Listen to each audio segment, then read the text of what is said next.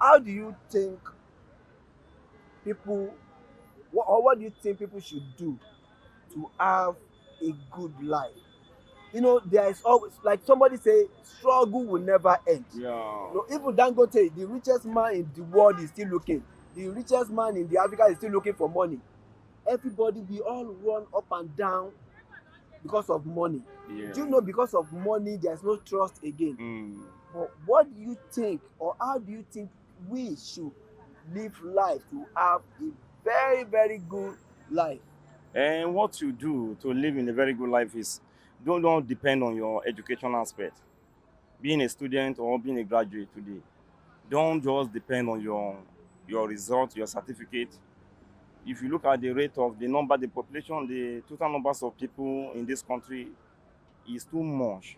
So what you need to do as a person, as a graduate, look for a trade work. Look for something, the handwork to do, either tailor, shoemaking, and or anything, even the installation of the things. Find yourself in one of those things so that after your graduation, you should not just find yourself doing nothing. You understand? And again, sometimes handwork pay more than salary work.